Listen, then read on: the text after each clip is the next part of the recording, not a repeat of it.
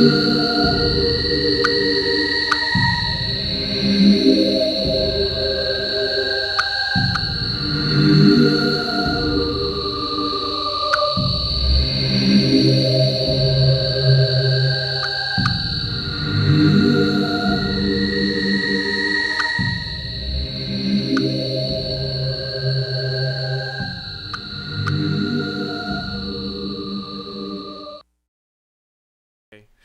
right, there we go. Hello, everybody. Nathan Davis here for Chasing Night Shadows. We are running a bit late today with the live show. I do apologize about that. We had some hiccups along the way. Our guest that we were supposed to have on was not able to make it tonight, which was Rick Cruz. He will be on October 13th. But my guest tonight is also my co-host, Gene McCauley. Imagine that. How are we doing today, Gene? Doing good. How are you? Doing very well. Awesome. So, I'm doing just squatchy. I reckon. Mm-hmm. Oh, good God! Here we go. Man, we've had a lot of. Well, they can't see you right now because I'm trying to figure this out now. Of course, there's always these hiccups. You've had a lot of stuff that's happened to you over the years. When did you get into Bigfoot? I first got interested in it when I was about 5 and saw footage of the Patterson film. Mm-hmm. Just, all through life, every time I saw something about it growing up, it just intrigued the heck out of me. And in the back of my mind, I always wondered, could it be real? And back in the 90s, I was living in Greenback, Tennessee. Mm-hmm. And we had a few things start happening. The first was I was sitting at the computer one night. It was spring. I had the windows open, and I heard a real loud snap out behind my barn. Well, I just figured, a tree had broke or something. So the next morning I go out to try to find where the broken tree was, and there was none. And then I looked down and I noticed some deer tracks. So I started following those, and they just abruptly stopped. And I was looking around and realized I was looking at a giant footprint. So, talking to Mary Green about it, took some pictures of that, and then just other weird stuff started happening.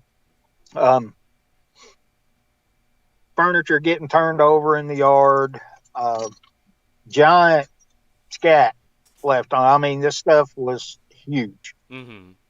And I would dump it off, set the chair back up, go back out the next morning. The chair would be turned back over, and another giant pile would be on it. That happened for about 3 days, and then they left. The scat was on the steps leading up to my rabbit pen. Mm-hmm. And one of the rabbits in the pen was laid against the wire with its head bent back around behind it. Its neck was broken, and where it was laying, the wire was mashed in. Now, when did it all start happen? What year?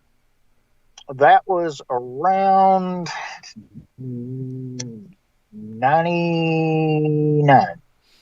And you were associated with Mary Green at the time? Yes. Okay. Yes, I was. I'd been going down to her areas and learning from her. Mm-hmm. And things that. Well, then we started noticing there was a giant teepee formation in the woods beside the house. Mm-hmm. I looked to see if it was windfall or something, but there were no stumps where the tree. These were full-size trees, but there were no stumps where they had broken off or anything. So I took some corn and put it in a sack and sprayed it with vanilla and hung it in the center of the structure. And I'd raked the ground up and covered it with leaves to make a track bed. I went out to check it and found knuckle prints in the dirt. And the fingers were about inch and a half, 2 inches wide. Then just more and more stuff started happening. My boys would not. They got to where they wouldn't sleep go to bed in their bedroom. So we'd have to wait until they fell asleep in the living room and carry them to their bedroom. Finally, one day I just asked them, "Why won't you sleep in your room?"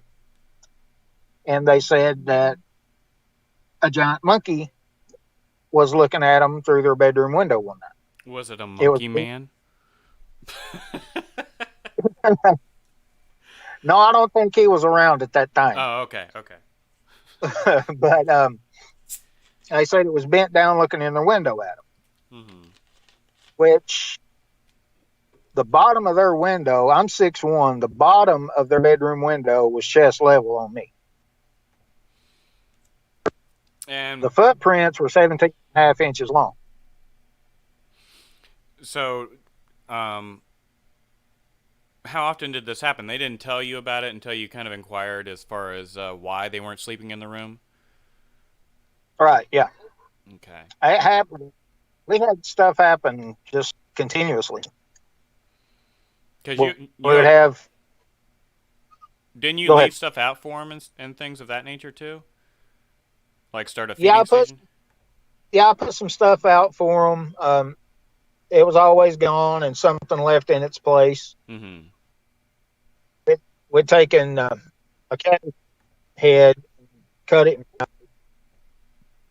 and threw it out in different places in the woods. Well, the next morning, the cabbage was in front of our porch step, put back together, and the leg bone of a cow was laying right beside it. And you said Now, Megan, didn't you say you found like an arrow or something made out of? I can't remember what it was made out of. actually, it was made out of beer bottles. Beer bottles? Yeah, all the all the drinkers would drive up and down our road and throw their bottles and stuff out. And I'd set up a feed bucket in the woods below the house. And one, excuse me, one night my wife looked out the front door and she's like, "You need to come look at this." Well, there were 3 beer bottles in the shape of an arrow head, Mm-hmm. and all the necks were pointing out, and the arrow was pointing in the direction of the feed bucket. So I went down the next morning to check it out, found a footprint on the way down there, Mm-hmm. and then the feed that was in the bucket was moldy.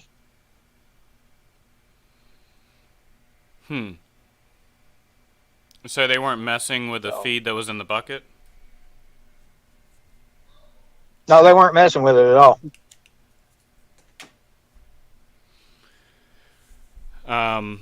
Just like that, we would have something tap on our windows at night. I had a little wiener dog that just one day disappeared. A few days later, we found him under the porch. He was dead. His tongue was hanging out, and it looked to me like big finger marks around his neck. And that was the same year in 1999?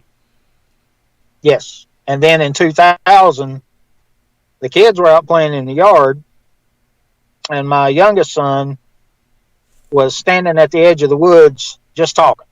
Mm-hmm. He's like 3 at the time. So I asked him, I said, "Jacob, who are you talking to?" He said, "That big monkey up in the tree." And you didn't see it, right? I didn't see it. But this happened on a couple of occasions. And how long did you live in the Greenback area? I was there from 99 up until 2005. Okay. And did you notice an increase in activity as time went on, or did things kind of die off over the years? Well, it when just before we left, things started to wind down. Uh, After the first incident, the activity just kept going and going, kept Mm-hmm. building um, until we were just kind of freaked out to a point. There was so much going on; it was kind of overwhelming. There was something at least every day, if not every other day, if not every day. Mm-hmm. And did you ever see him? One time, I was standing out. I was standing at the kitchen window, and it was coming a steady rain. Out of the corner of my eye, I saw something black and hairy take off running on two legs. So I went outside to check, and there was a fresh footprint in the yard with mud turned up around the edges. Mm-hmm. That's the only sighting that I had. The kids saw him a couple of times, and uh, I know my oldest son came in one day out of breath, and I asked him what was wrong, and he said, "I was out at Grandma's. She lived just right there beside us, and he said I saw a bear standing in her yard." And I said, "What was the bear doing?" And he said, "Picking stuff up out of the yard." Mm-hmm. And I asked him, I said, "Well, what did it look like?" And he said, "Well, it was standing on two legs, and it was just bent over picking stuff up out of the yard." And I said, "What did you do?" He said, "I hid Mm-hmm. until it left." Well, that's pretty And smart. which it's kind of ironic because my grandma said she used to wash her little knickknacks and stuff and set them out on the sill of the kitchen window to dry, Mm-hmm. and they would disappear. Well, her kitchen window was 7 feet off the ground. That's pretty high up. Yes.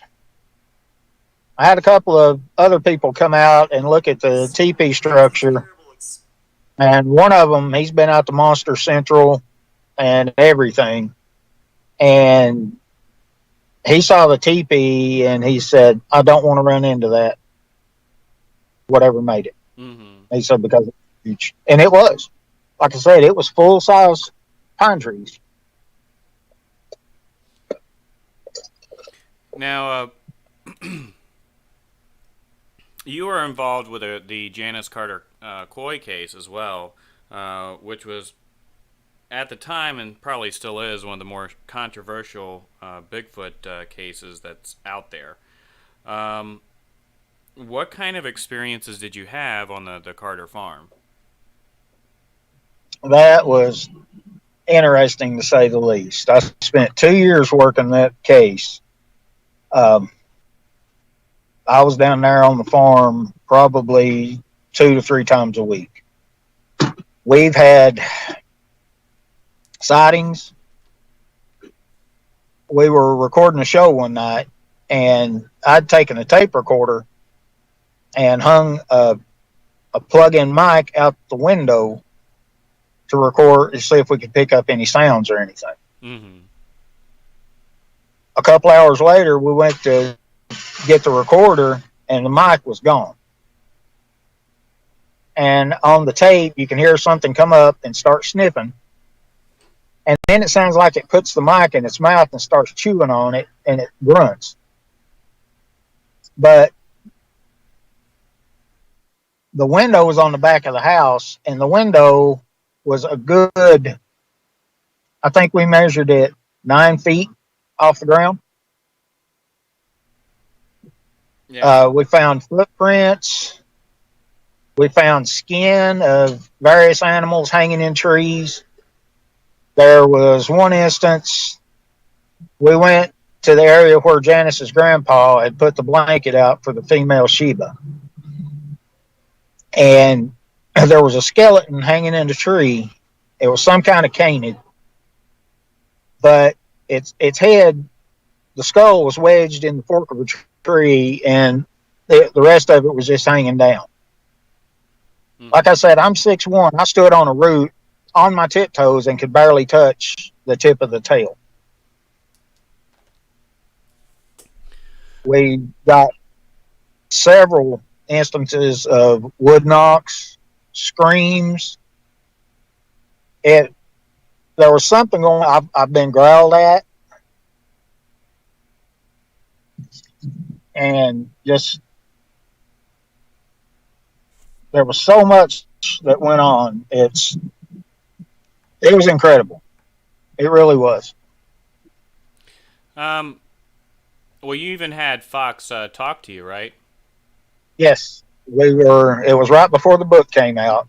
50 Years of Bigfoot, Tennessee Chronicles of Coexistence. And Janice was afraid that people were going to start just flooding the farm. So she asked me to come down and help her put up some no trespassing signs. Mm-hmm. So we're walking the fence rows, putting up the signs, and out of a little pine thicket, we hear a really guttural hello. And Janice Carter was the one that told you that that was Fox talking to you. Yes. Mm-hmm. I mean, you could make out the hello. It was really deep and guttural, but it was a definite hello. Um, and how long did you guys investigate the Carter farm? How many years was that investigation before the book came out? Before the book came, well, the book, I started the investigation in 2001, and I stopped going when she sold her portion of the farm, which, if I'm not mistaken, was 2003. Okay. And when did the book come out? Was that in that time frame? Was it 2003 or 2002? I think it was 2002. Was it? Okay. I should go look. I've got the book. But anyway. Um,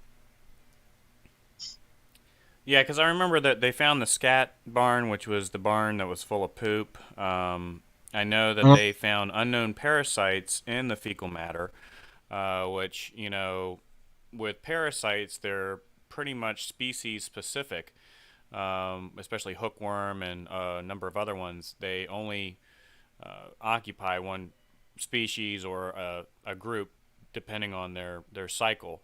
So for them to find unknown parasites indicates that whatever was pooping in this barn was an unknown animal. They also found hair. I remember the segment on the hair that was found, and yeah, there was a lot of evidence that We was sent found. we sent some of the hair to Henry Fehrenbach, Right. and after studying it, he said this without having something to compare it to. I'm using this hair as the gold standard to measure other Sasquatch hair against. Wow. Well, and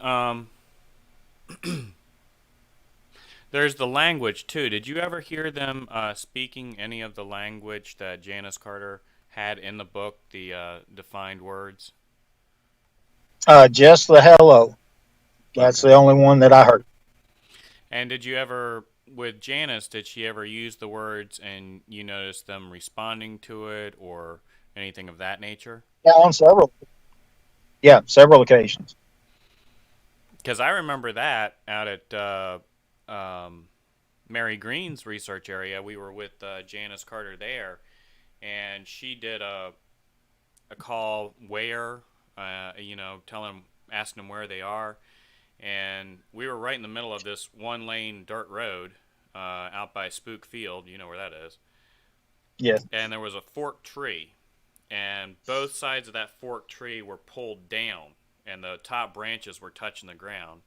Janice let out a scream and ran into me. I ran into the guy behind me, and she was like, "Too close, too close." And when she said that, the tree, both sides swung back, and then you could hear something taking off into the woods. And somebody that was in their vehicle parked behind us saw, I think it was Chase Stewart, which is Stuart Strickland's son, saw a little Bigfoot. He said it looked like a adolescent running off from the tree. So Right. That was the same night that, as they were pulling out, Mary Green's got car. One came running up beside it and pushed the car up on two wheels that as was they were driving. that was a few years later, but yeah, I remember that too because I actually helped go back to the area and look for footprints and things of that nature. And we did find an area where it pushed off to push her vehicle. So Well, there was big, you know, her car was dusty. You could see a giant handprint in the dust on the car. mm-hmm. Yeah, I remember, and I don't know if somebody still has photographs of that or not. I know some people took some pictures of the handprint. Um, but yeah, I If I'm think floating around, may actually have a copy of it. okay. If you can find that and anything you can find, man, related to the Carter case or even, going out to Mary's research area would be helpful. We can put it on the website. Um, but yeah, there. I think with Janice Carter, I mean, I'm not bad mouthing or anything. I think she's a very nice person and everything like that. But I think that she kind of exaggerated at times. And to save face, I mean, when you're under public Mm-hmm. pressure, I think that you're supposed to have all the answers, even if you don't. And but I think there is something to it. I think that she did have experiences. I think she was this having these experiences over her life. Um, it's just kind of weeding out fact from fiction, I guess you could say. Yeah, there. In the beginning, it was, you know, pretty much everything she said was happening. Uh, yeah, toward the end, it got a little sketchy, but for the most part, I mean, there there was a lot happened that I witnessed personally.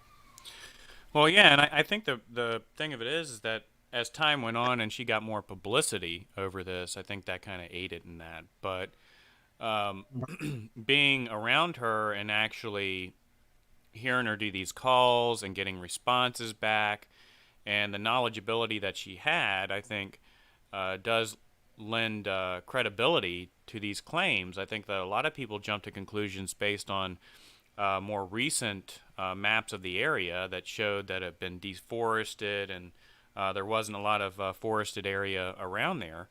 But Well, actually, I drove by there. Well, we drove by there last year. well, yeah, and to And me it looked really wooded. I mean, it wasn't like some of the people were showing pictures. I'm like, I don't know when those were taken, but it was pretty wooded a lot around of there. those pictures people were taken from, some of them were actually in the book.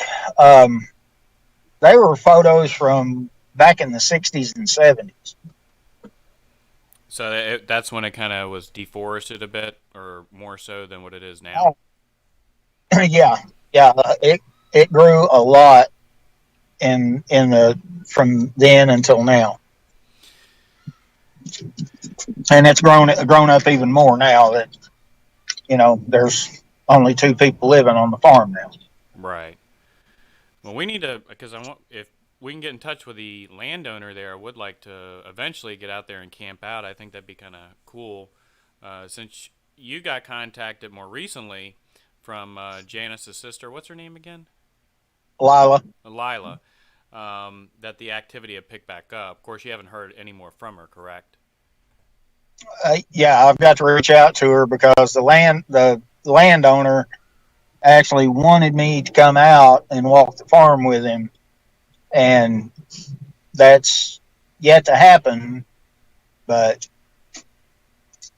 like Well, you said, I haven't had any more contact from him. well, is he seeing? Um, has he seen anything or heard anything? They've heard a lot.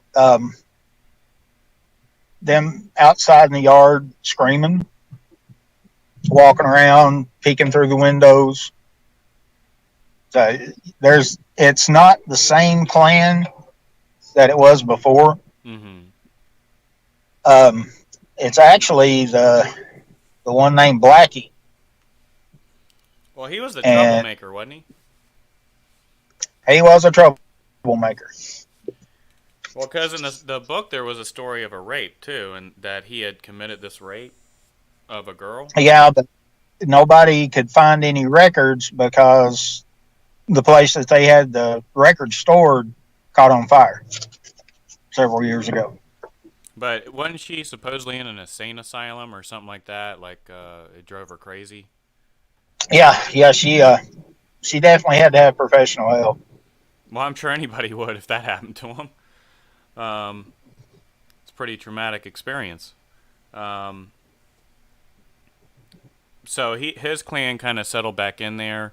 Uh, is most of Fox's clan like just dispersed, or after he died, they just kind of went on their own way, or what happened? That's the general consensus. One of the areas I went into with Scott Carpenter, um, fairly sure that they're there because I started calling to them the way I used to down on the Carter farm and immediately started getting responses. Hmm. And who do you think part of the Fox's clan is in Scott Carpenter's area? Because he wasn't that far from That there, right? would be that would be Bo, Nikki, and Squeaky. How far is Scott Carpenter's area from the farm? Uh, about 15 miles. That's not too far. No, Yeah. When's the last time you went out with Scott? it's been it's probably been about 4 years. And what kind of made you decide to do the same calls that you did at the farm, just to see if you got a response, or to see if maybe they had migrated? Yeah, yeah. Scott was wondering the same thing if it was the same clan that was on the farm, and I said, "Well, there's one way to find out." And again, they immediately we recorded it. It's hard to hear, but we started getting a moan type sound, and then they started getting a little more vocal. Okay. And I wonder whatever happened to the squeaky video that Mary Green took out there, because that was pretty interesting video where you could see him in I think it was a pipe or a barrel or something. You remember that one? Actually, what he was hiding behind the trash barrels, Okay. and in that same video, we took some video stills, and you can see uh, Bo and Nikki in the brush in the background. And I remember the grumpy video too. That was pretty intriguing because you could see him walking in the background around their vehicle when they were out in his area. Yeah, Mary warned me about going back into that area because another group of quote unquote researchers who are pretty famous had went into the area with guns, driving along the road, shooting, uh, going out, teasing Grumpy in his area, getting him all upset. And she said, "Don't go back out there because he will kill somebody." Well, it seemed like the last we time. went. Go ahead. Yeah, it seemed like the last time we were there, though, the activity was just, I mean, hardly. It was almost non-existent. It just seemed like they had abandoned the area or um, moved on. I guess because it became too popular. Because now that area has kind of turned it into a tourist trap over that. Yeah, it has. It's gotten pretty bad. It's the fact that certain people hooked up with certain undesirable people and let the location be known. that kind of threw a monkey wrench, and it pretty much ruined all the years of research and work that Mary had put into the area. Yeah, that was the sad thing. I mean, it just seemed like the more people she allowed to know where this was and invited in, the more chance she took of it just getting a wider audience.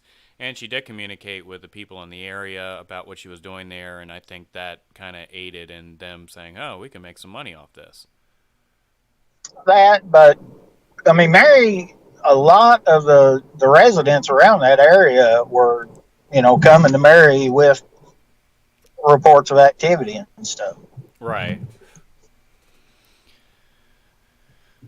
It used to be a pretty hot area. I remember taking a group of doctors and lawyers, Mm-hmm.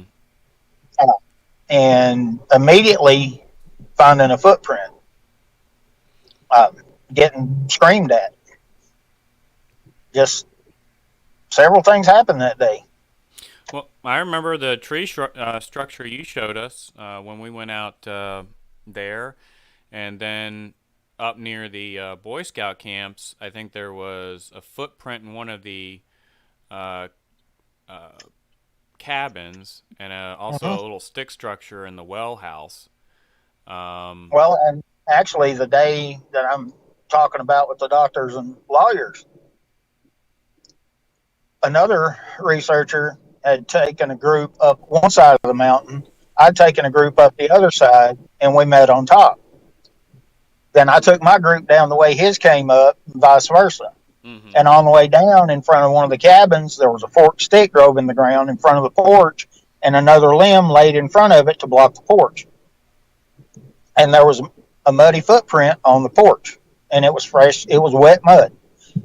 And when we walked in to the cabin, there were more footprints inside.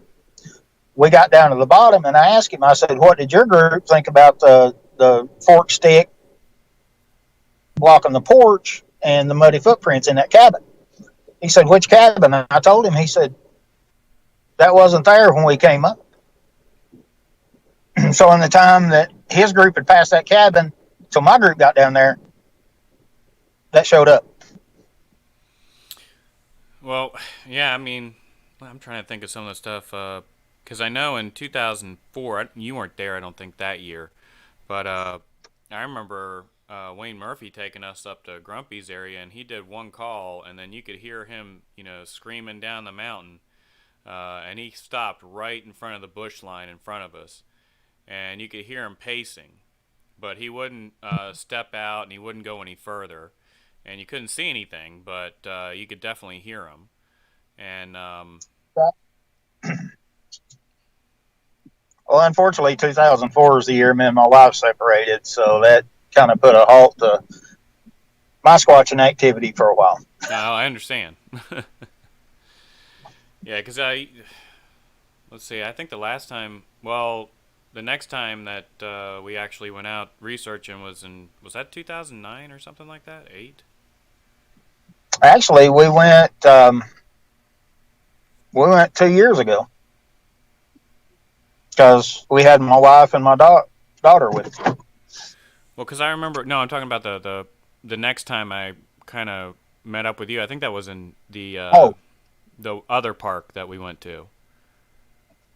right. Um, which we had quite a few different things happen there, which we'll get to in a minute. Um, Now, did you help? Were you close enough to help with Mary Green and doing the feed stations and things of that nature when she was doing that at Grumpy's area and a few other places out in her research? I helped her on a couple of occasions, but not on a regular basis. Because they were doing a lot of experimentation. I mean, hanging bags of popcorn up in trees really high up, and We did that. We took packing tape and wrapped it sticky side out above a place we had smeared bacon grease, and we got hair from that. We'd taken CDs and hung them up in the trees, hoping the shiny part would attract them, and we'd get fingerprints. mm-hmm. Uh, then, yeah, we did the popcorn we stretched the rope between two trees pretty high up and hung the popcorn. That got tore into. Well, I remember also that the main thing, like where she found a lot of her hair samples, was around barbed wire fence. Isn't that correct? Yeah, she got several from the fence. It was about a mile from the cabin area, and that's the area that her daughter and some of her friends were parked one night, and one came up and started shaking the car. Over there? That was over in that area, or outside of the area? Yeah, that was about a mile from you know where the lodge is? Yeah. Okay, that's where it happened. They were parked there. Down that dirt road? Yes. Oh, okay, okay. For some reason I thought that was up on the mount. You know. Yeah, that was down at the lodge next to the lake. Oh, okay. And that's also kind of in the same area she found the calf kill. Okay, okay. Um, trying to think. My brain's going dead. Uh, so yeah, did you go back out? Other than when we went, have you gone out to the area anymore?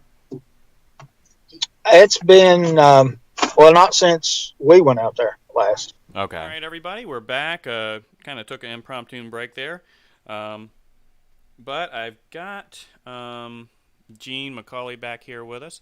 He has his son Cody, who had an experience. So we're gonna say 10 years ago at this point because he was 14 when it happened. Thanks for making me feel old, Cody, because today is his birthday, and he's 24.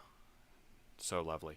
Anyway, so I'm going to have them come on, and he's going to try to remember what happened because it was so long ago, and tell us about his experience. How you doing, Cody? I'm doing good. How are you? I'm doing all right. You sound a bit different from the last time I talked to you. Oh yeah. Now you went with us, and I think what year was that? 2010, I think, or 9? 2009. We're going to go with that because that was 10 years ago. And you had an unusual experience when you were out there. Do you remember what transpired? I just remember we pulled up to the cemetery and it was pretty dark. Then I seen you and Dad walking off to this tree, and I noticed to the corner of my eye I had seen something. I seen like something like move, and I'd looked over and I seen what it looked like. I want to say a foot, and it just gotten behind a tree. And then as soon as I pointed that out, I just got this like huge just sharp like fear like in my body. I couldn't control it, and I looked over towards you and Dad while you were over that tree. And just all of a sudden that tree I just started seeing red eyes coming from the tree, and I kept screaming for you and Dad to go, or for you guys to come back, that I see something over there. And that's about all I remember. Then getting sick and vomiting for the rest of the night. And also the part where it showed you ended up killing. And the images of it killing me, because I guess I pointed it out. And I remember, let's see, what I remember is it pushing me down and ripping me limb from limb, and that's about all I can remember from the whole experience. Everything else is really blurry. Well, I remember when we stepped back out of the woods and we turned towards you. You were petrified. You were like frozen in place, and you had tears streaming out of your eyes. I remember that. And you were transfixed. Your eyes were transfixed on the woods. You were kind of staring off at this tree. I don't remember seeing anything. I do kind of remember hearing like something moving around. And yeah, then we had to take you back because you were getting worse, not better. Now, Yeah. from what your dad said later on, that you actually tried to communicate with it and find out who it was. Yeah, I just kept hearing this like name in my head. I kept thinking about it like a few days afterwards, and just this name kept popping up in my head over and over and over again. And it just is that one was just was Swiftwind was what kept popping up in my head, and that was it. And then like a week or so later, it just all stopped. Yeah, it was very unusual. I mean, you were profoundly affected by that. And have you been out since looking for Bigfoot with your dad? Since then, no, I haven't been out since then. Okay. That kind of turn you off to it, or you just haven't had a It's, chance? a little bit of both. Okay. Haven't really had the time, and yeah, that creeped me out that night. Well, yeah, I know. But yeah, and happy belated birthday, by the way. Thank you. Yeah, old man. This is the one talking. Really? Wow, just rub it in. I swear. God. I can't win with y'all. Angie, Gene, Cody. Good God. Bethany. Maybe you have maybe my brother or sister. No, Bethany's just as bad.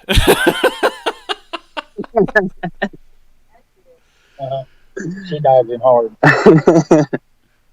They tried to sneak a tampon into his backpack one night. I don't want to. I don't.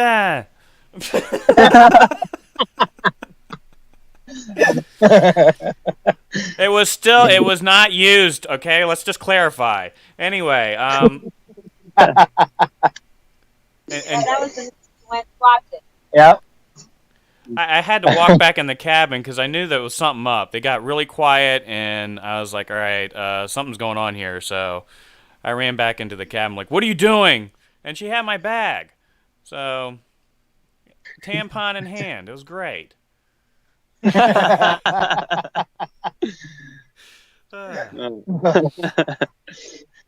I haven't seen your brother in a while, so I don't know. He probably would be the same way, except for maybe not doing the tampon thing. But anyway, that might be a little weird.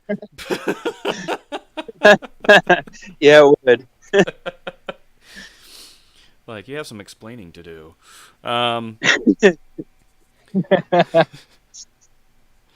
Yeah, because we really didn't get anything when we went out to Mary Green's research area the last time, Gene. Did we? Well, we did get that one weird sound that kept moving around the vehicle that we could never figure out what it was. Right. But other than that, no, we didn't. We didn't get anything at Grumpy's. We didn't get anything anywhere we went except for that one spot. Right. That later on. He was with me. Okay. Yeah, Cody was reminding me about the Butterfinger incident at the cabin that night. Yeah, that's another one. Yeah, glad you brought that up because I meant to talk about that. We got the video on my other YouTube channel, Bigfoot Nate, and that night was really weird too. Again, we had a lot of weird things happen at that park. But we were sitting out there. The only thing we had was a candle. That was on the back porch of this cabin that we were staying at, and the candlelight didn't go beyond the banister of the porch, but we kept hearing something moving up. And the crazy thing is that both you and myself jumped back to the back wall of the cabin. We're hugging it because we got the same mental picture at the same time that, one was going to reach in and grab us. And that was eerie. Yeah.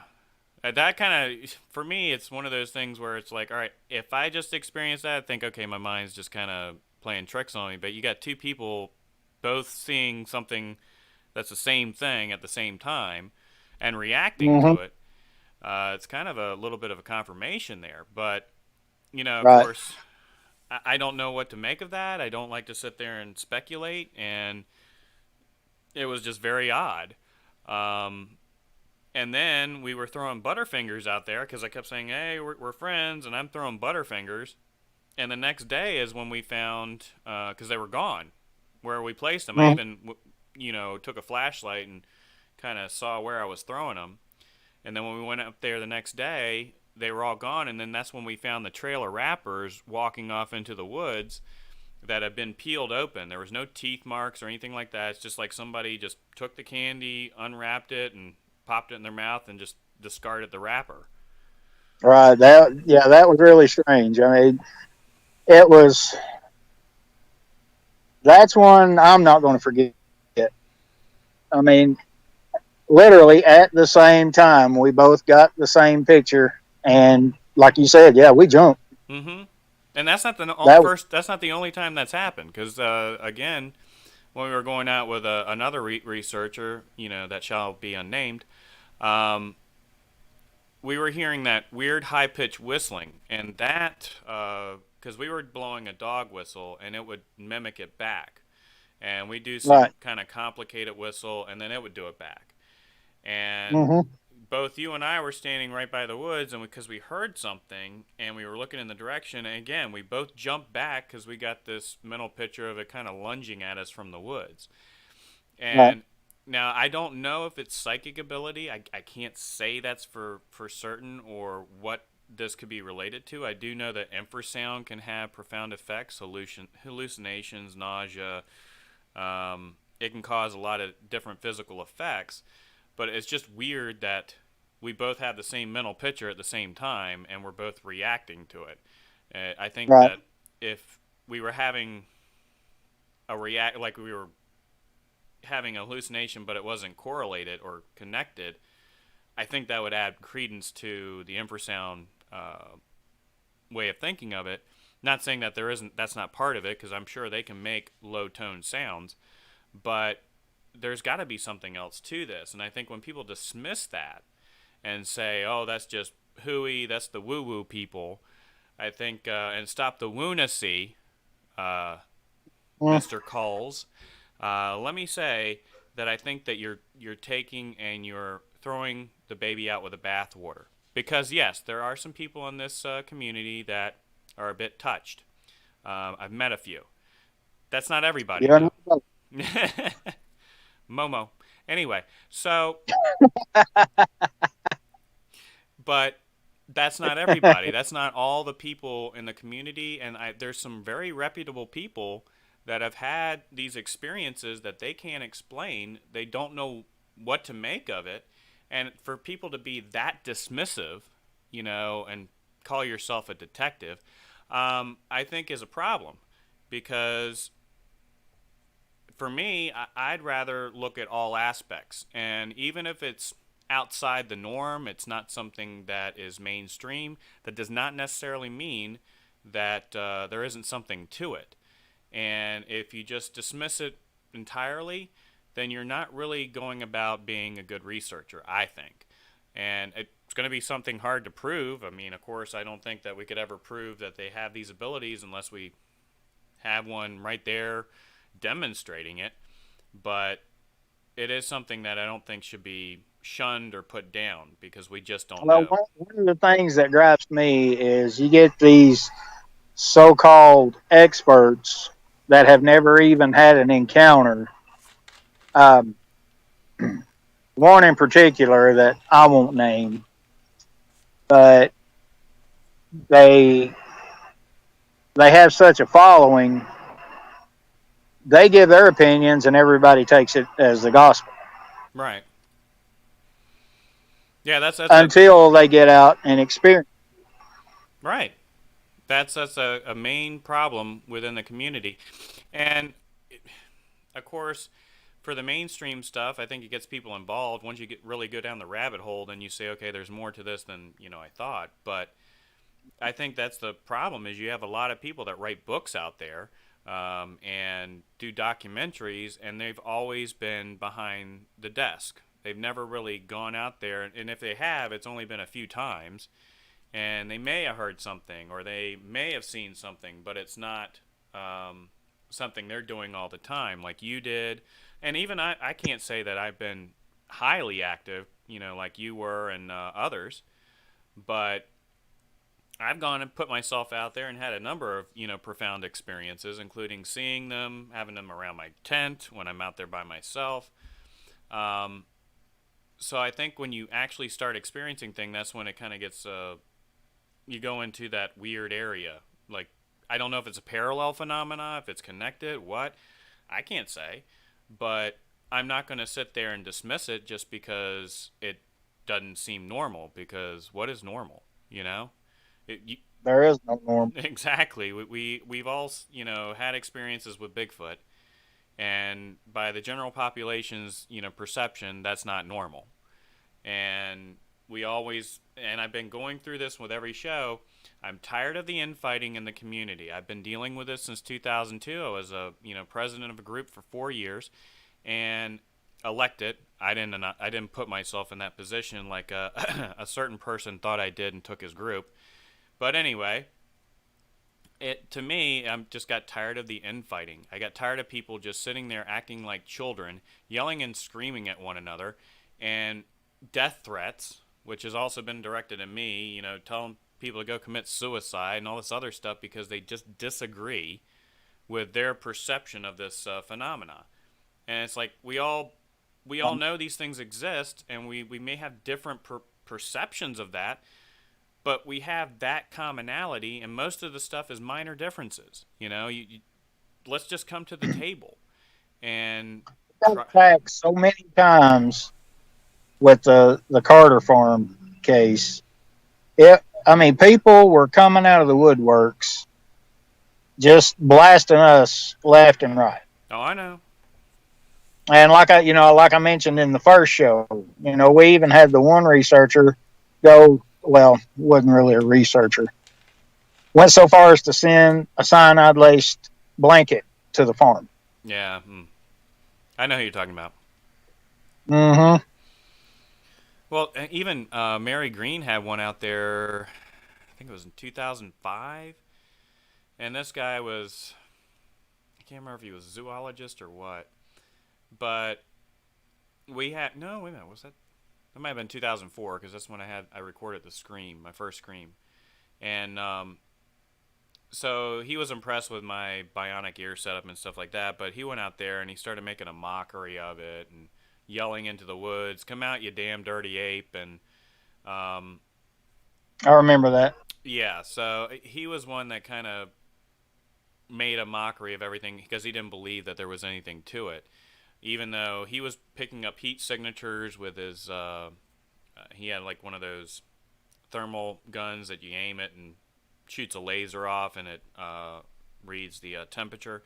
So he was getting heat signatures, and we were hearing movement, but he made a mockery of it because he just didn't think that there was anything to it. And it's like, well, why are you out here then? That's just. But I met a lot of other ones that went out there and that were in the scientific field that thought there was something to it. So, but yeah, that was one. He was a weird fella. But Momo. Yeah, we dealt with a Carter Farm that had at the time, Cadillac thermal camera and got images on the camera. I mean, you could see it walking through the thermal. You could see the hair hanging off of its arms. And 2 weeks later, the footage, it didn't record. I'm like, we just sat there and watched it. We played it back. The memory card got corrupted. I mean, just a bunch of crap like that. And this is, you know who I'm talking about. Oh yeah, and he did that because when we were out at Mary Green's area, you were there. That was out at Spook Field because he had set it up and he was aiming it off into the woods towards the back of the field, and you could see this really tall figure standing right there in the wood line, and I mean, you could see the perfect outline of it. And Right. for some reason, that footage again, it just disappeared. It never, manifested again. He So, did the same thing with a group of people in Michigan. I actually saw the footage, and you can see a large upright figure walking through the woods, darting behind trees and stuff. A lot larger than a human, because they did a comparison shot, and this thing was a good 3 feet taller than the person that stood in for the comparison, and he got famous for the footage for a little bit. The group tried to get the footage from him, and he claimed it disappeared. well, wasn't there also one where you watched it walk into a cabin or something like that? Because wasn't there a light or something? Yes, yeah. We were actually, it was another case that I worked in northeastern Tennessee, and we had the camera out on the deck, and we're sitting there, and you can see it walk out of the woods up to a house and disappear. And conveniently, that footage got lost as well. Didn't you also see a light or something come on, where like somebody was sleeping in a loft or something? I can't remember. That we had another guy that was with this same fellow, and he's well known. I'm not going to mention any names. Mm-hmm. He had fallen. We were going to camp. We camped out in the barn loft on the property, and we were all sitting on the deck except for this one gentleman who had went to bed in the barn. Well, these people had llamas, and all of a sudden the llamas just stampeded through the barn and out into the field. Mm-hmm. Then we see a light come on in the barn loft, walking around, shining around. We thought he'd gotten up. It walked over to the steps leading up into the loft, came halfway down, turned, went back up, and the light went out. The next morning, we're talking to the guy and asking, why did you start to come out and then turn and go back up the stairs? He said, I didn't. We said, we watched you get up, shining the light around, and come halfway down the steps and then turn and go back up. Then the light went on. He said, I didn't wake up at all. So, and Cody actually had a sighting on that property too. How old was he during that time? He was, I think he was 10 when that happened. 9 or 10. He saw it moving along the fence row.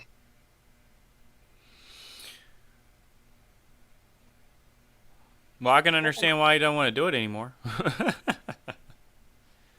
Yeah, when we were up there. At the feeding bucket? Uh-huh. Yeah, I remember that. Yeah. You want to talk about it?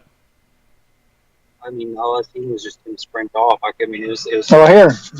Yeah, I mean, yeah. Tell it on camera. I actually remember this, yeah. I remember we walked up to the feeding bucket, and what was his name again? I can't remember his name. No, we're not using the names. Okay. Well, I remember he ended up shining the light up at the feeding bucket. You just see this really, really, really tall brown figure. Just, I mean, and it was so fast. It was so blurry when he took off. You just see it sprint off as soon as we shine the light at it. And how tall did it appear to be? Oh man, it was huge. It was, I want to say, at least along 7.5 feet tall. Now, back when you guys were living in Greenback, do you remember the monkey peering in your window? That wasn't me. That wasn't me. I think that was my little brother Jacob. Oh, Jacob. Yeah, Jacob. Yeah, I remember he. Well, I don't remember. They said that he would wake up crying, saying there was something staring at him through the window. So was his bed by the window? Yes, his bed was next to the window, and it was a pretty tall window too. For him to be standing upright, staring down, you got to be pretty tall. Mm-hmm. Were you guys in the same bedroom, or did you have different rooms? We had bunk beds at the time, but I was asleep. Okay. And do you remember anything, or did you remember seeing anything when you lived in the house? Seeing things around the house. No, I don't remember much besides the time where I was went up to my grandmother's and I seen what I thought was a bear picking around at the grass. Okay. Now, did it look like a bear, or did you just saw something hair covered? Well, at first I thought it was a bear, and then I hid behind the shed that was next to the house at the time because I rode up there on my bike, and then I remember peeking around the corner, and it was just sitting there. It was just something squatting, just sitting there picking around through the grass. And then I just remember my heart just stopped, and then I got on my bike, and then I just pedaled right back to the house, and I told Dad. He came out with a wooden club. What the hell were you going to do with a wooden club? We're going to teach you how to play baseball. I'm going to bludgeon this bear. I didn't have a Wow. So I mean, you've had quite a bit happen over the years. I can understand why you don't want to. Yeah, I was in there too. Do what? You said there was an Indian burial ground around there, right? No, there was a cave. Or a cave? Mm-hmm. Oh, okay. Well, then a cave. Then I thought he said Indian burial ground. Where you used to live? Yeah, out in Greenback. Okay. Somewhere out there, a cave. Well, you've had quite a bit happen to you over the years. Yeah, yeah. Jacob, yeah. I don't think Bethany, no. Not so much with her, but yeah. Well, she's a little bit younger, too, so.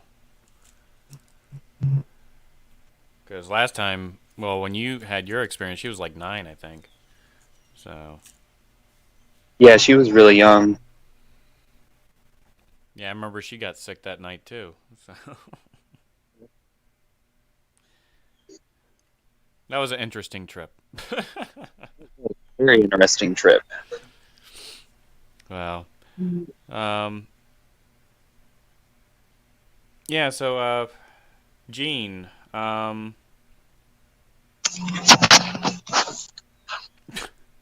transition back. What did, other than the calls and things like that with Scott, what other things did you experience when you were in Scott's area? We were, well, we actually, of course, gathered some of the samples that got sent in for the DNA project. Mm-hmm. We had went out to an area where Scott was feeding them. He would put apples up in the trees and, candy and things of that nature. We had sat down to eat our lunch and we had a portable speaker and started playing Native American music. Well, as soon as the music started playing, we started hearing stuff rustling all around us. Mm-hmm. And the recording stopped. Well, as soon as it stopped, I'm sitting there, a hickory nut comes flying in from the side and hits me in the leg. So we sat and listened, and everything just got quiet. As soon as the music started playing again, he looped it again, and all the activity started back up. So we left quite a bit of food there for them. Actually, stuff that we had put in jars. The lids had been unscrewed. The food had been taken out of the jars, and the lids screwed back on. And so, did they sound like they were really, really close to you? Yeah, they were close. Okay. We could hear the branches breaking. We could hear, at one point, we could hear breathing. Wow. What year was that? That was in, I want to say 2008 2008, 2009. Okay. So that was a while ago. Yeah, Mary is the one that actually got, me and Scott in contact with each other. Because you guys live close together, or close to each other, right? Yes, and actually in town we went out just in town to a park and had some activity happen in the park. Didn't you have? We're just Didn't you have go ahead. activity happen around or behind a Walmart or something like that too? Yeah, we were actually it was behind an Office Depot across from Walmart, but yeah, Mm-hmm. we were walking through the park and we could hear, just different sounds. Couldn't pinpoint what it was or anything. So we got to one area and we started calling to them, and immediately started getting a response back. Mm-hmm. And this is right next to a major highway, and he had some incidents happen there. Is the reason we went. Mm-hmm. The urban Bigfoot. Evidently. But I started using some of the words that Janice had used, and immediately we started getting whistles, grunts. It was really weird. What words do you commonly use that were associated with Janice? Isawa Isate, which means "come here, friend," Okay. or "I am friend." It's been so long now, I've forgotten some of them. I know one of them was I know. "come here, I have something good to eat." I can't remember. They're in the book. I know that. And one or two others that knock. Yeah. That's the word for friend. Right. And we use that quite a bit, especially on the phone. We had went out to one area. I had the video camera, and all of a sudden Janice just starts smacking me in the shoulder, saying, "There it goes, there it goes, there it goes." And you could see one sprint across the field from the woods, and it's hiding behind a tree. Mm-hmm. Well, I zoomed in with my camera. You can see the arm come around the tree. You can see a leg come around the tree. Then you see something red just go flying away from the tree. So I told her, I said, "Let's go back to the house and give it a few minutes, because evidently, we startled it. Give it time to get back, and I want to go check out that tree." We did. There was a pile of hay behind the tree, and it had been mashed flat. So I stood on it to see, try to figure out what it was doing. It was trying to climb the tree, but there was a limb directly above its head. It couldn't. Oh yeah, I remember you telling me that. We started looking around, and we found off of one of the old play school Fisher Price basketball goals, we found the hoop with the net. That was the red thing that had gotten thrown. Hmm. And she said that came out of the barn. And that actually, when Janice's grandfather first discovered Fox, that is where the barn, that's the barn that he put Fox in the stall, and the parents came down that night and tore the side out of the barn and got him out. And that's not the poop barn, right? That's another barn? No, the poop barn's on the back of the property. Okay. Probably a quarter of a mile. Well, and because with her grandfather, he was like cutting a tree down or something, and it landed on Fox's leg. Is that what happened?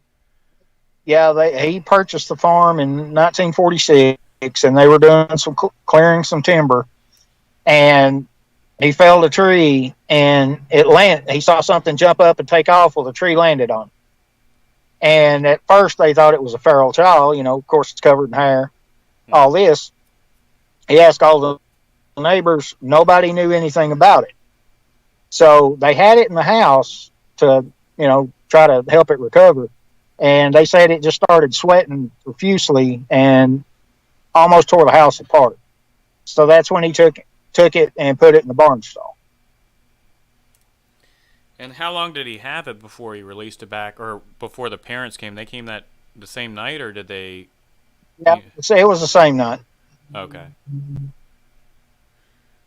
Yeah, And then Fox started that. That was Fox. Then he started following Janice's grandpa around the farm and stuff. well, because I'm probably going to link it in the description. That there was somebody that took the actual book and did a narration on YouTube. It's I think 7 or 8 different videos compiled Yeah. together. They did an awesome job. And really, that's the only way that you can hear this story at this point, mainly because the book is no longer sold. I do want to talk to either Susan or John and just find out if I can get the rights to maybe republish the book, because I think it would be a great thing to put back out there for people to actually get access to. It is a very prolific story. It is very controversial, but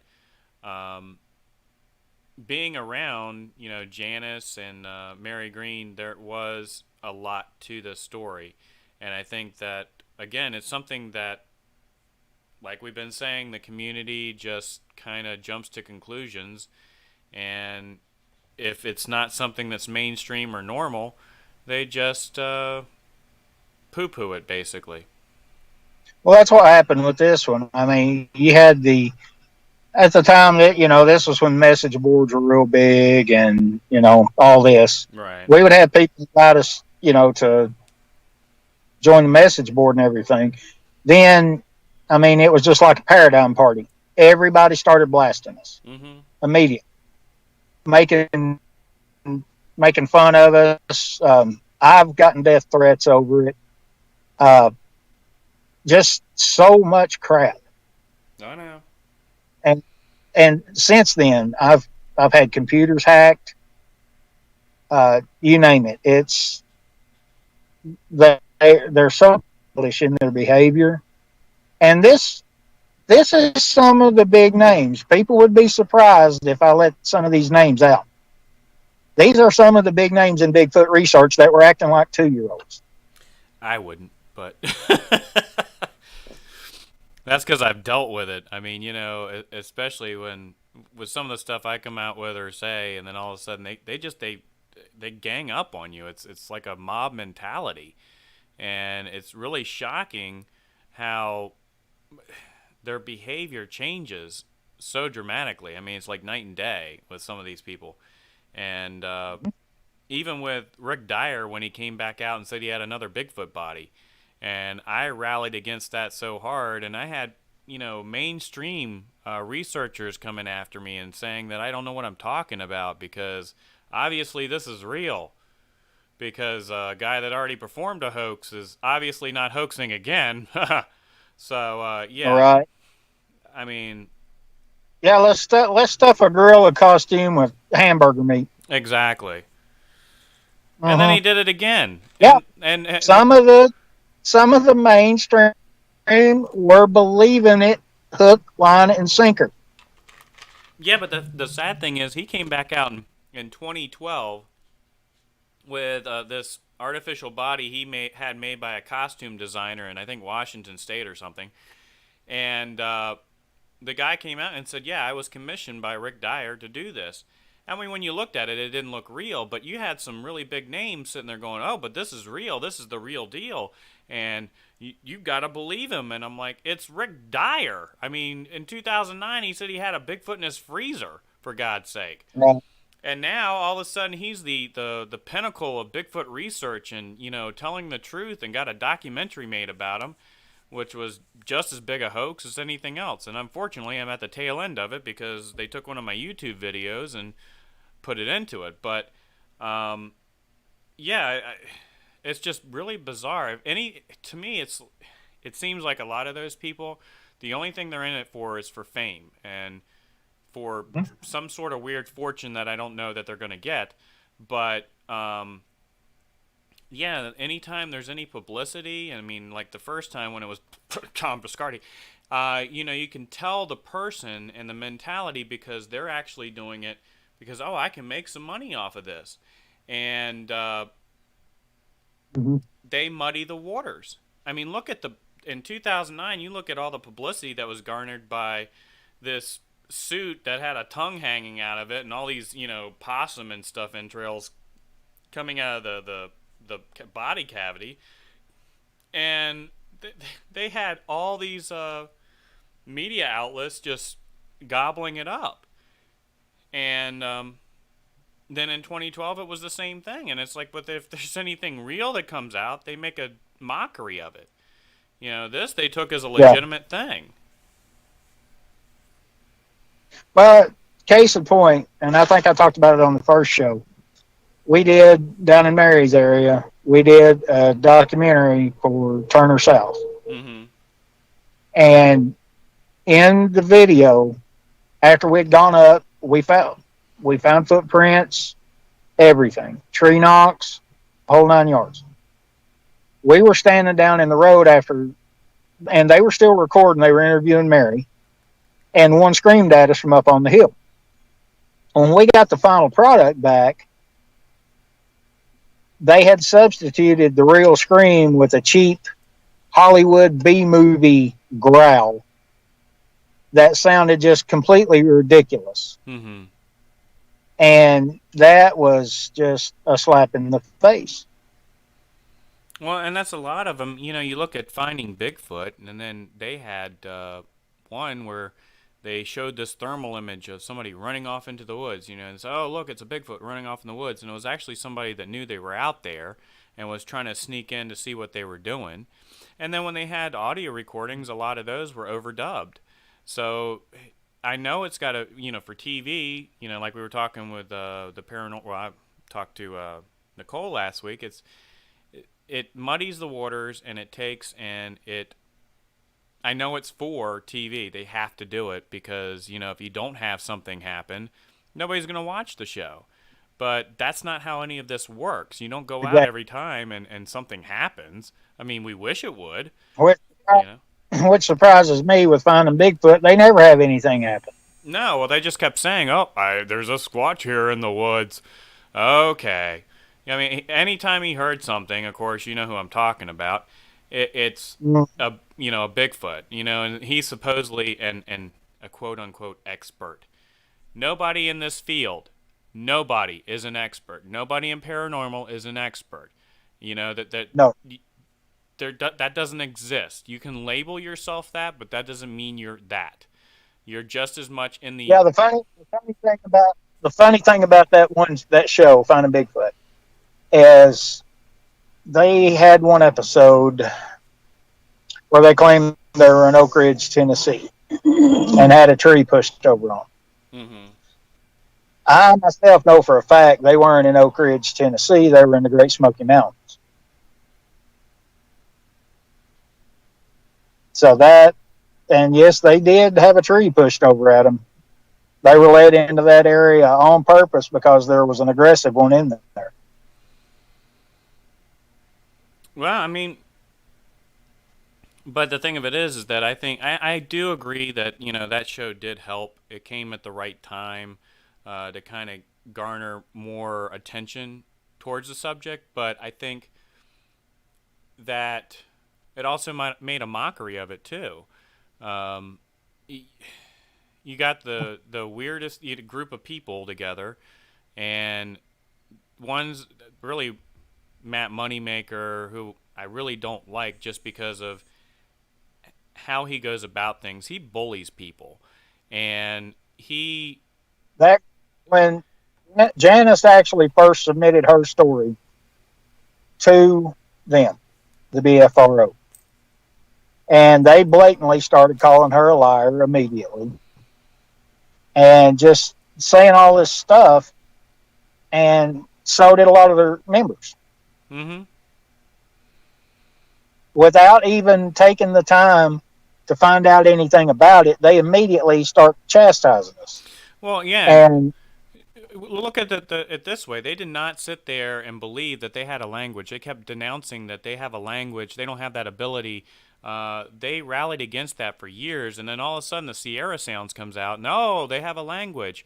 We've known this for all along. Yeah, look at that. That's amazing stuff. And it's like, but you had other people telling you this, and you rallied against them, like you said, and mocked them until all of a sudden it's proven that, oh, this is a possibility, and then they jump on that bandwagon.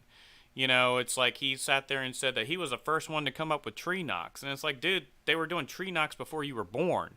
There were people out there doing research and actually involving themselves in this in the 70s and 60s, and they were using this. And he said he came up with it in the 90s. I'm like, that's not true. Yeah, Renee DeHanden, Peter Byrne. Yeah. Some of the, godfathers of the whole industry, they were doing that long before, anybody knew who Matt Moneymaker was, And of course, really, I don't think that's his real name, but anyway, that's mainly what he's in it for, is money making. And to sit there and charge people an astronomical amount of money, like $250 or $300 just to go out with one of their quote unquote experts.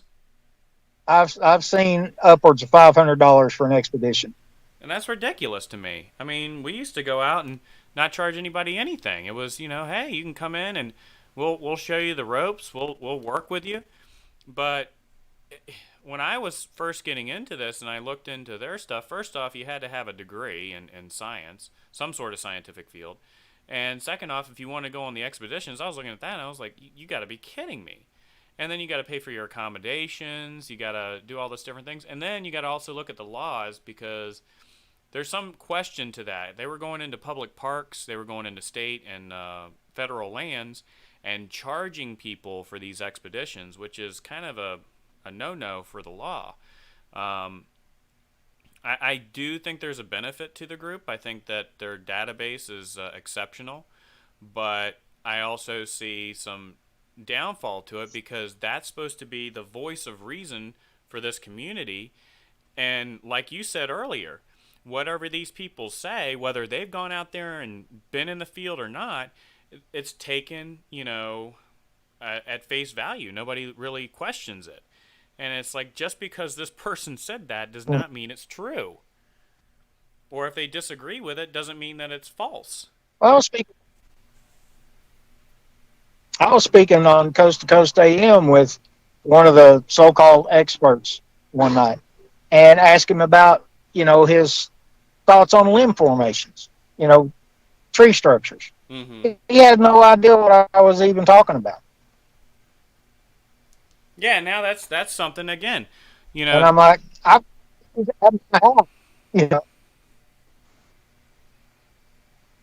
Well, that's something again. That's another thing. You got people that sat there and were saying that's not true. There's nothing to that. And then all of a sudden you had a guy, Todd Standing, come out and say, look, I've got evidence of this. And then all of a sudden, oh, it's real. Did I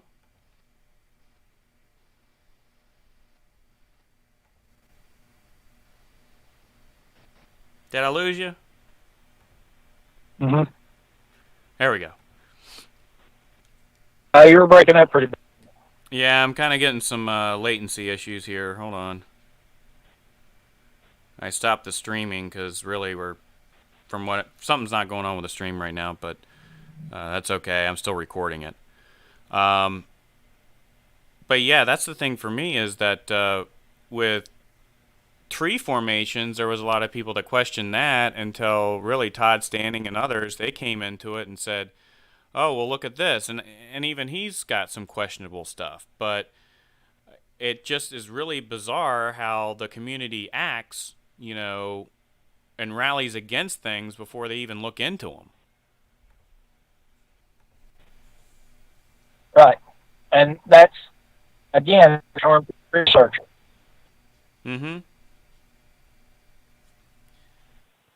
It's people that's never been out in the woods, never found any type of sign, ever had any type of encounter, but they pick things from other people and put it out there as their own plagiarism. And all of a sudden, they're an expert. Oh, they said this. So this can't be right, or they said this happens, and they've never experienced it. It's and there's been people admitted to doing it, Mm-hmm. and a lot of them, like I said, have been well the coast to coast AM experience. You know, typical. I mean, things that thousands of researchers have witnessed. This so-called expert had no idea what they even were. Right, and all it They is. because they've written books. They're experts. Right. And they're writing it on a subject that really you can just fabricate whatever you want. I mean, there's so many unknowns that really you can just come in, out there and just say, "Oh yeah, this is true, that's true," and how are they gonna to sit there and validate or devalidate it? I mean, you really can't because it's all unknown. So that's why I say it's really hard to have any experts in this. There's knowledgeable people. There's people that do come from other expertise and that can contribute in ways, but that doesn't mean that they're an expert on this subject. And to be knowledgeable is one thing, but to be an expert is an entirely different thing in my book. That's somebody that can give you, like Janice Carter, or not Janice Carter, Jane Goodall, excuse me.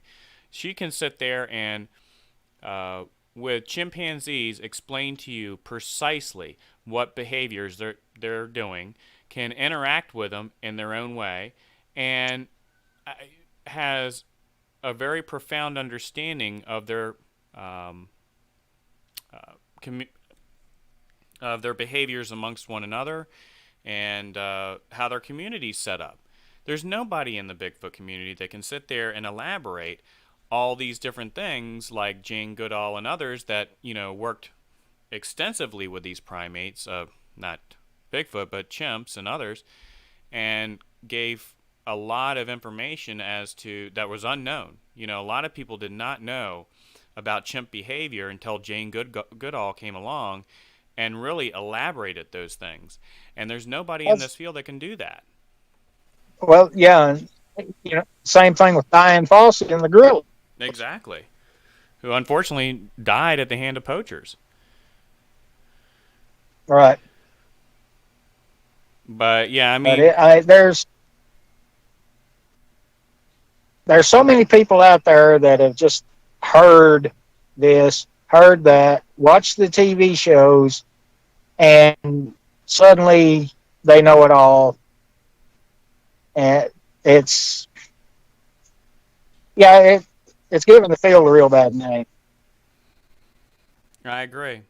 I mean, and that's one reason, yeah, my daughter was sick when I, kind of dropped out of the scene for a while, but a lot of it was I was tired of the infighting. I was tired of everybody, bickering amongst one another and treating each other like garbage because they disagreed. I mean, the infighting, people talking behind your back. I mean, I heard about it years later that, certain people were talking behind my back about, all kinds of different things. And it's like, why do they have to be that way? I mean, why can't we all work together and just, come to some sort of consensus? Hey, we can disagree. We can agree to disagree, but we're still working towards the same goals, which is answers here. And just everybody has these little cliques, and it's like, okay, I mean, I tried to, do a United Bigfoot Research Organization, which was going to be a subpart of the United Bigfoot Research Group, and that was going to be where we were uniting groups and kind of allowing, all right, if one group had a sighting report come in that was from an area that they don't have any researchers, then we got a connection there that, would follow a set standard that we came up with to gathering information and share it with the other group. But nobody wanted to work with one another. I mean, I talked to all these groups and they're like, oh, well, I don't want to work with them and I don't want to work with this person. And it's like, really? I mean, can't we just, it's all for everybody's benefit. And if we have set standards, nobody's going to, over or step on somebody else's toes. It's just, we're all working towards the same goal. And here we have an active sighting, something going on. that you could look into. You're getting information. The other group's getting information. I mean, what's the problem? But nobody wanted to work with one another. I was trying for over 6 months, and I could not get anybody to get on board with it because they were just so untrusting of everybody else. And again, it had a bad name. I dropped out of it for about 5 or 6 years because of it. Well, I know, because you were having a tough time. I mean, really, I remember how bad it got with the Carter Coy case, and how people were treating, ones that were actively involved, like yourself and Mary Green. I mean, poor Mary Green got, the worst of it, I think. She was just totally put down and shoved out. I mean, they just did not want to have anything to do with her. I think, didn't she get that case or start with the Gulf Coast Bigfoot research group? She did. All right. So I got Gene here with me. I just took a quick break because he had to get his son home. So, all right. So we were just talking about how the community treats one another. Kind of got off on a little tangent here, but I think it's beneficial. I think we have to kind of have that talk where we kind of talk about this because things need to change. It's been going on for way too long. I know with your case, with you working on the Janice Carter case and even working with Mary Green, that you kind of got thrown under the bus. I know Mary Green did. I know Janice Carter Coy did. I know everybody that was associated with that case kind of received a lot of flack because the community just did not want to believe that somebody could have this kind of profound experience because they never had it. I was fixing to say there's a huge jealousy factor involved with it. Oh, because you've got all these groups out here working for this stuff. Somebody gets it. All of a sudden, they're like, well, we didn't get it, so we're going to bash them. Yeah. It's like an uneducated gang mentality. It's like a bunch of fourth graders picking on the new kid. Yep. I agree. And hopefully one day we'll reach a point, where... I'd say 95% of them. I'd say 95% of them had never stepped foot out in the field. Oh, I know. That the majority of people, they want to sit there and belittle and bash from behind a desk. But I've even asked people, oh, yeah, I want to go out. Well, all right, you can come out with me. But the moment I, say, hey, I'm getting ready to go out. Oh, I can't. I don't want to. I don't know. It's much easier to sit behind a desk, sit behind a keyboard, and, just throw your opinion out there, your uneducated opinion, and put people down that are willing to go out there and, risk it all, because it's safe. Right. Yeah, they don't have, there's no consequences to deal with. No, none. And that is cowardly. Mm-hmm. I mean, I'll be the first one to say if anybody's had an experience that they want to talk about, feel free to contact myself or Nathan. Yeah, we'll listen. I've been doing it since 1999. And, Nathan almost as long. So feel free to contact us either through the website. You can contact me directly on Facebook, Gene McCauley. Well, and if you'd like to, be interviewed about your sighting, we can set up a recording date, and we can record your encounter, or you can send an audio recording to me of you talking about your sighting report. I'm glad you brought this up, Gene, so that we can actually broadcast this on the air.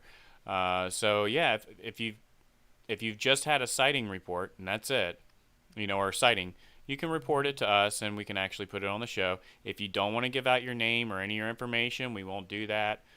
We will protect your identity if need be. But we would like to get people out there that want to give their encounters and talk about what they've experienced, even if it's something that's going on around your house. A lot of people are not, they're kind of forced into this because they move into an area. Like you're yourself, Gene. You moved into an area and you started having experiences. A lot of that is, just happenstance. People start having these weird experiences because they move into an area and they didn't realize that some of their neighbors are living in the woods around them. And there was a lot of people that came to our, old group that were looking for a place that they could talk about their experiences and feel safe, because they felt like the community as a whole just kind of would bash them, which they experienced. I mean, you go to people and, they start just bashing them because they're telling them stuff. They're like, oh, that's not true and that can't be possible. And it's like, well, how the hell do you know? Right. So, yeah. And, yeah, if you just have questions, feel free. If you've experienced something in the woods that you think might be Bigfoot related, and we're here. And if you'd like us to come out and do an investigation, if we are close to where you live, or we can get out there. I do like to travel. I don't mind going too far. I'll travel up to 10 hours, 12 hours. If you would like somebody to investigate, let us know. We'll be more than willing to work something out, or try to get you in touch with somebody that we know will not put you down or make fun of what you're experiencing. I know Right. for a lot of people, they don't want to be involved. This is not something they want in their life, but they're dealing with it. Similar to the paranormal. A lot of people that have paranormal experiences, they don't want that in their life, but they're experiencing it. So it is good to have people that you can go to and actually talk with, just to say, hey, does this make sense to you, or can you look into this? And I'll be more than willing, and so will Gene, to actually, look into it at least.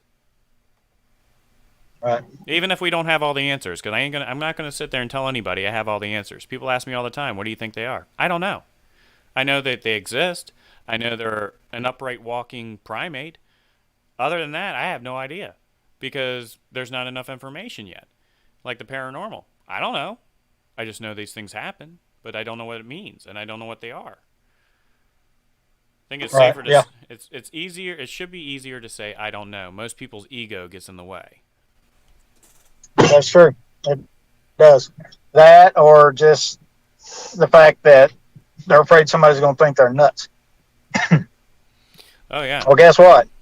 Well, we all know you are, Gene, but that's just what comes with the territory. Hey, now, I've only sat on the TV and watched the cow one time. You say, like, And I didn't do it again because it was a flat screen and it hurt. Oh dear God. I don't even know why I bother with you. Anyway. Well, Gene, this has been great. We are pushing. We keep going over. Like last week, I'm sorry you couldn't participate in that, because that was a great conversation with Nicole. I hope you actually got to listen to that.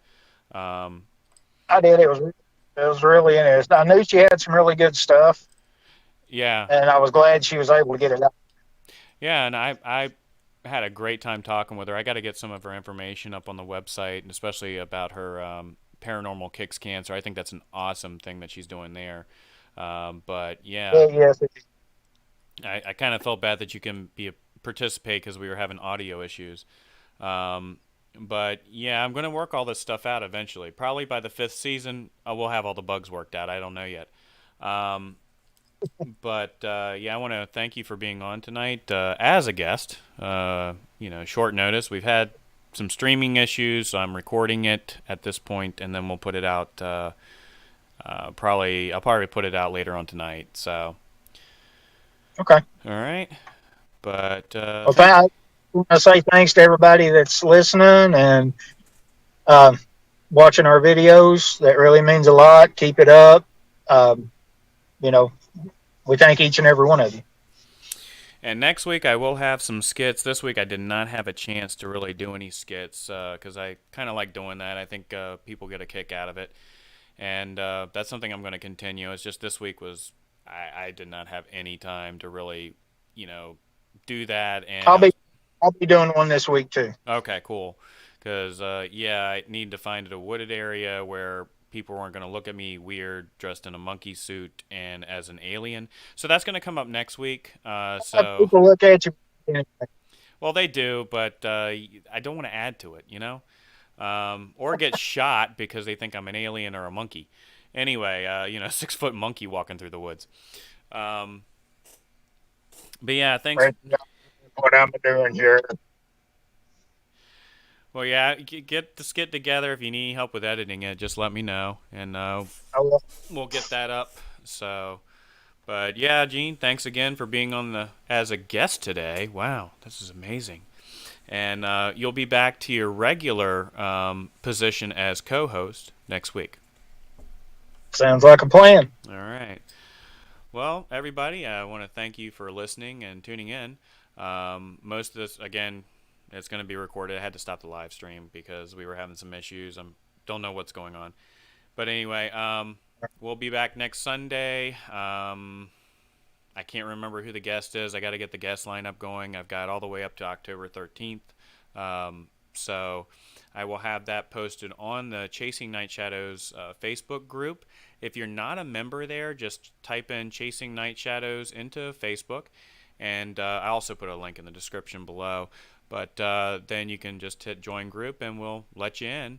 We also have a Chasing Night Shadows Facebook page. Go ahead and like that. I'll put the description in the link below as well. Or the link in the description below. There we go. And we also have a website, www.chasingnightshadows.com. Wow. If you hadn't figured that one out. Anyway, so thanks for watching. Have a lovely week. And we'll be back with you next Sunday at 7 p.m. Good night. Good night.